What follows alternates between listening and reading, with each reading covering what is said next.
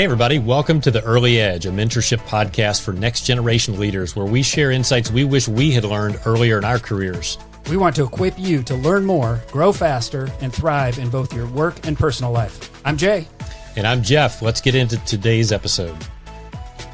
Welcome back to The Early Edge, episode 7. Crazy. Today we're going to talk about our first communication topic.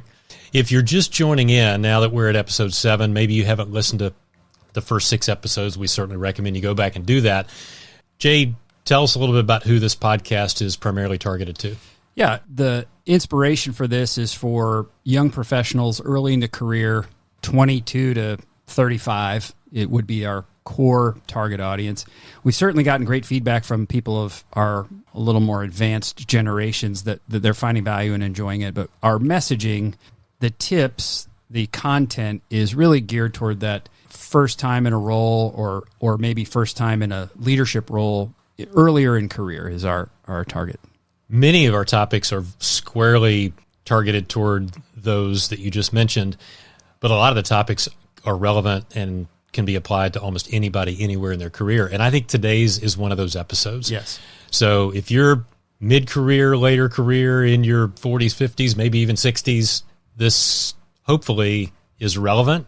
Yeah, And well, I'm in that later category, and as we prep for this, you mentioned something that we're going to cover today that I learned I had been doing incorrectly. So I think there's value for everybody.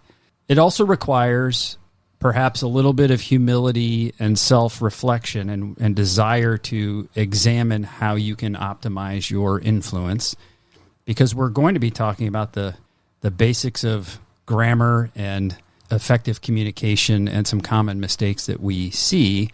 And so, it could be a little uncomfortable to examine if you're maybe doing something that we identify as not ideal. Communication impacts everything that we do in our work and personal life. This isn't just a work episode. You can apply this anywhere. It may be more relevant to the workplace than maybe home and family and kids and spouse, those things. But communication impacts everything that we do, and how well or how properly you communicate impacts your brand, your personal brand, what people perceive of you, your influence. Yeah, if you think about it, to engage in society in any way, you have to communicate. That is why it's not just a one-episode topic.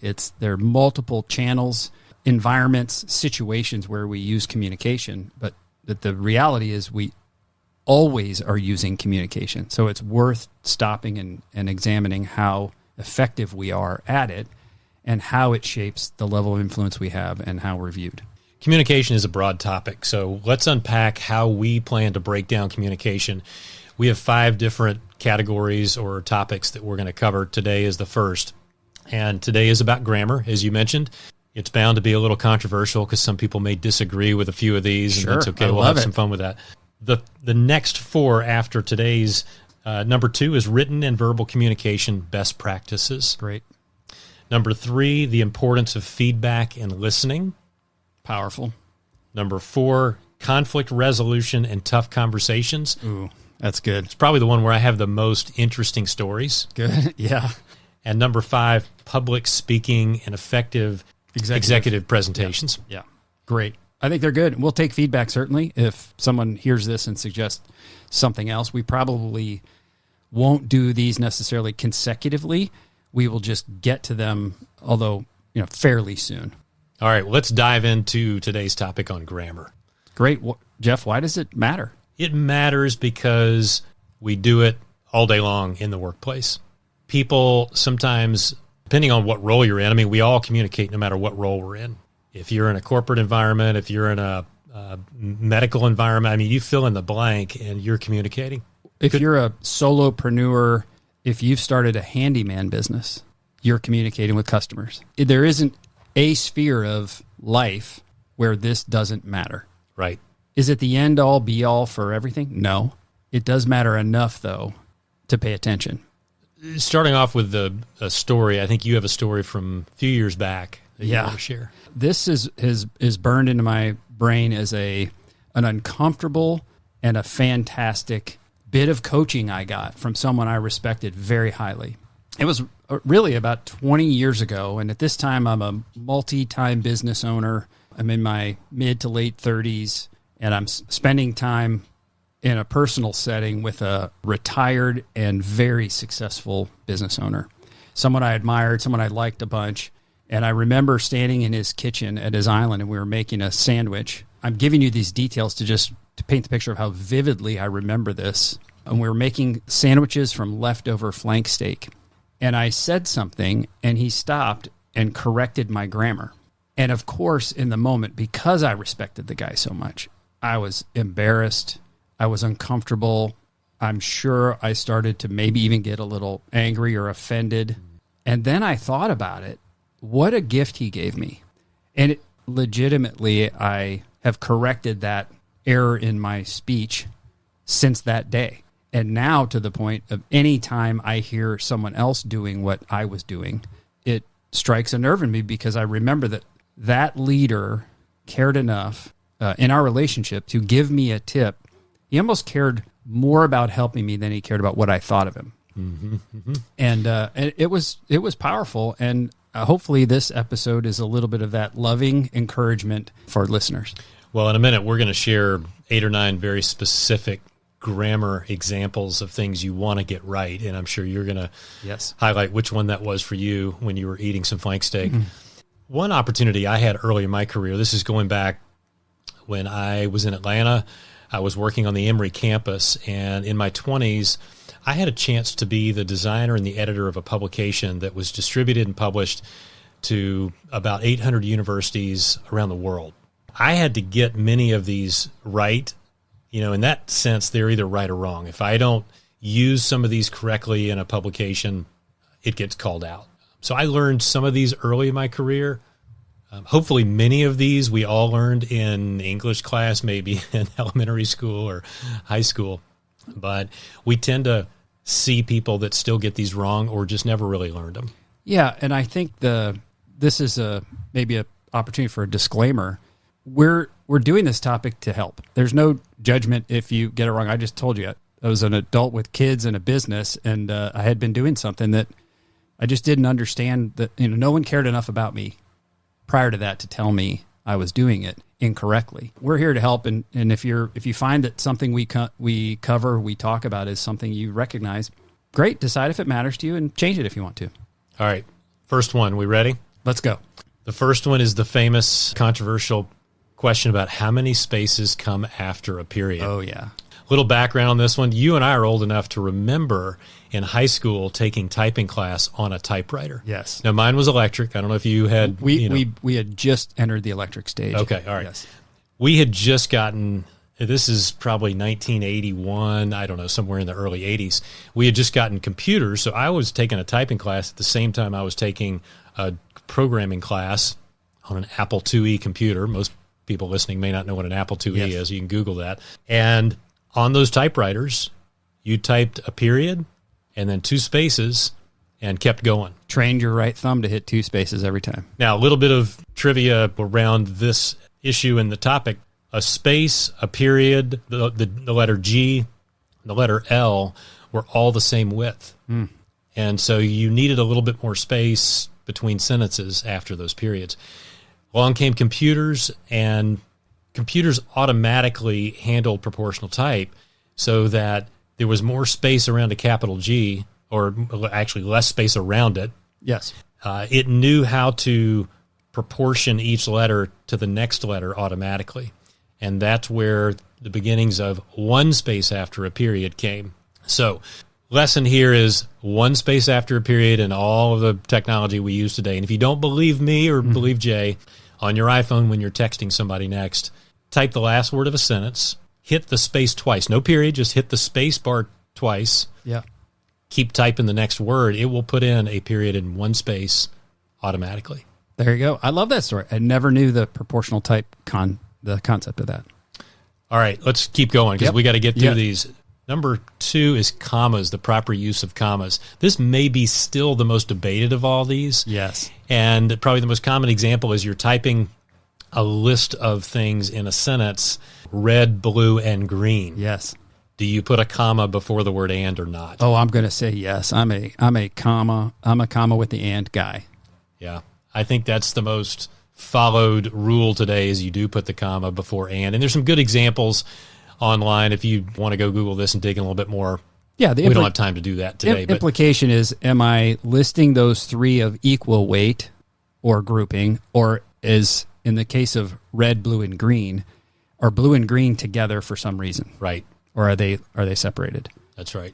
Okay. And sometimes the sentence can have different meaning depending on the comma. Correct. And so the comma is important. And with colors, that certainly isn't that big of a deal. But you can imagine a list of three things or three people where you're doing the list and making it clear whether they are equally weighted or the last two are specially grouped for some reason. Right. All right. Third one on the list is the difference between ditto marks and quotation marks. Confession, I didn't know what you meant by this. So it's a good opportunity to explain. To cover this one quickly, a ditto mark is a straight up and down line or two lines, next to each other. And they're straight up and down.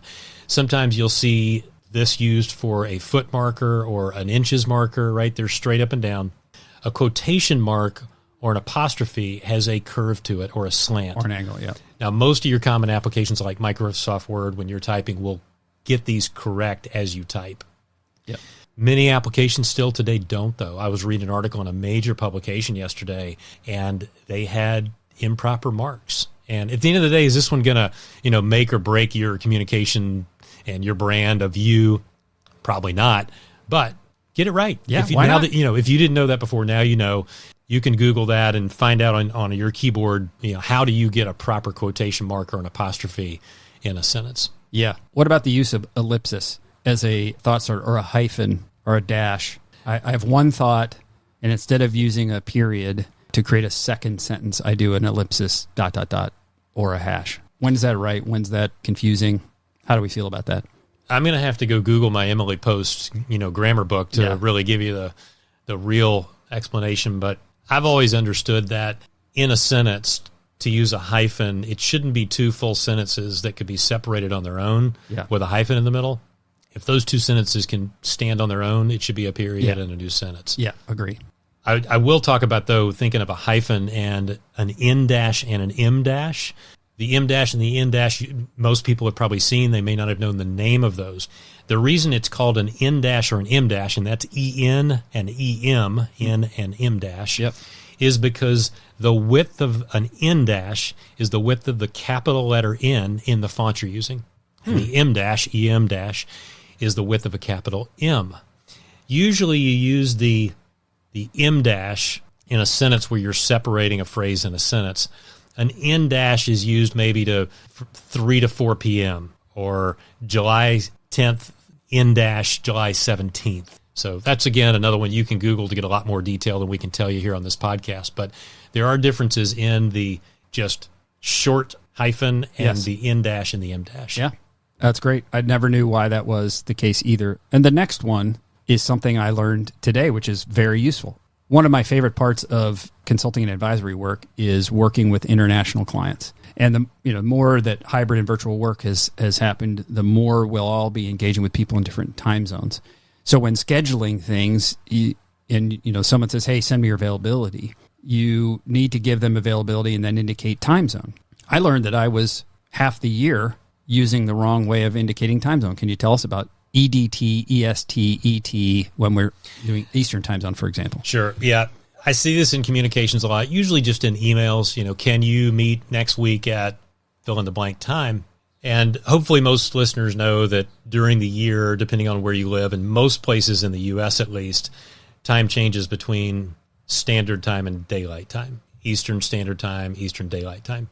I will tell you that my belief, I don't have research on this, but just in my own use in the business place over the last 30 years, most people don't really track whether it's standard time or daylight time at this very moment. Correct. So in communication, my recommendation is just eliminate the S or the D in the middle.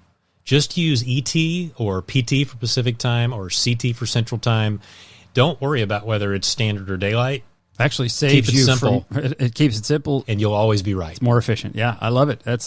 That is another one of those that, okay, this day forward, I have a new tip. Thank you. right now. Do you know if it's standard or daylight time? No idea. I don't either. I have always just defaulted to EST, thinking that's my preferred way of saying it. Right. Half the year you're right. Yeah. Well, there you go. That's And half better the than year you're most. Correct. Excellent. All right, this next one, maybe, I don't know, the second most controversial one on the list. And many people just don't know when to use one versus the other. Yeah.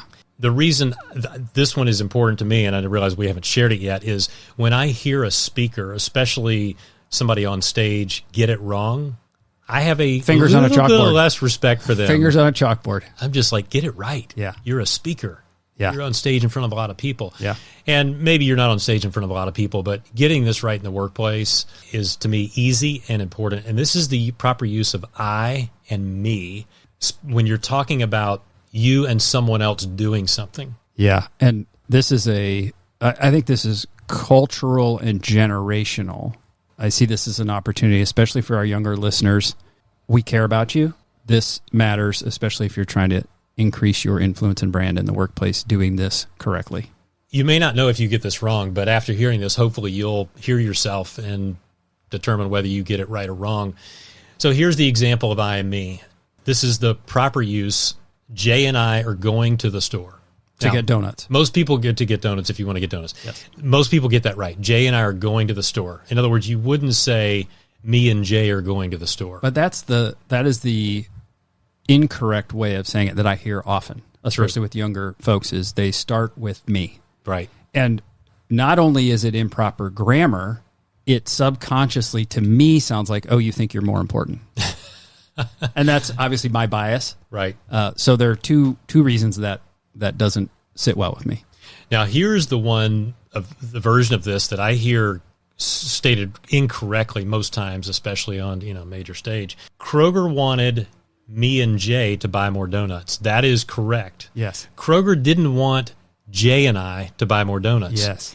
And so again, saying that the incorrect way, Kroger wanted Jay and I to buy more donuts. That's not right. And you wouldn't. So the way you can catch yourself is say it just for you and for Jay. Yeah. Kroger wanted Jay to buy more donuts. Yes, that's right. Kroger wanted I to buy more donuts. That's not right. No. So you don't say Kroger wanted Jay and I to buy more donuts. It's Kroger wanted me and Jay to buy more donuts. Yeah. Kroger wanted me to buy donuts. That's right. And they do. And I agree with them. So quickly in your brain, say it each way so that when it verbally comes out of your mouth, it's correct. Yeah. Great. All right. Next. Similar. Good and well. Similar. Yeah. Good and well is that felt well to me. No, that doesn't work. That felt good to me. Great. That makes sense. I did that. I was really good at eating donuts. That makes sense. I was really well at eating donuts. I eat donuts good? No, that doesn't sound right. I eat donuts well. So they're contextually, they're used in different places. Pay attention. She does that really well. Yes. Versus she does that really good. I might have to test myself on that one. That's- That one may be my weak spot. That's okay. Great.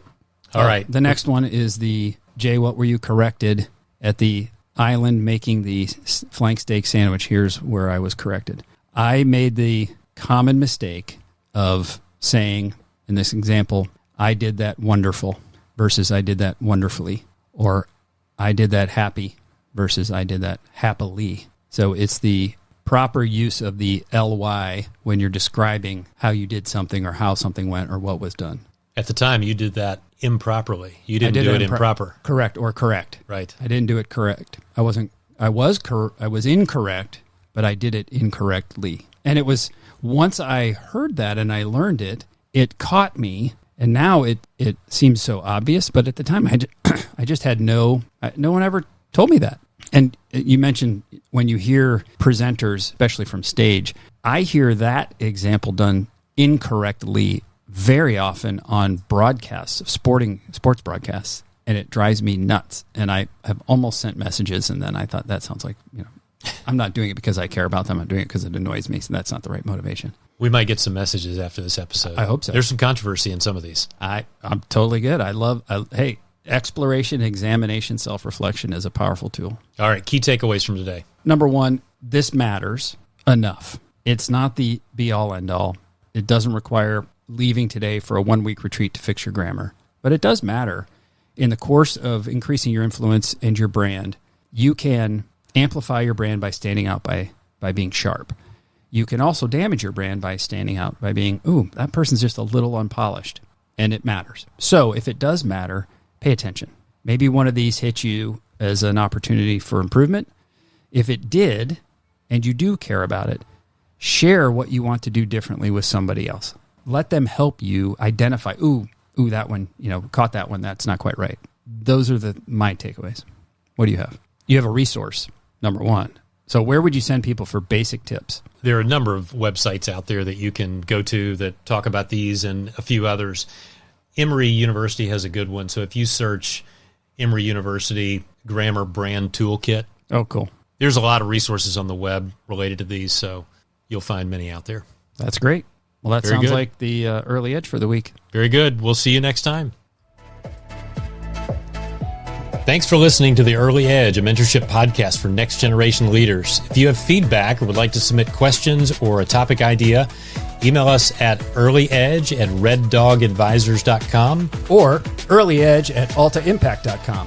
If you've enjoyed this podcast, please follow, subscribe, rate, and review. See you next time.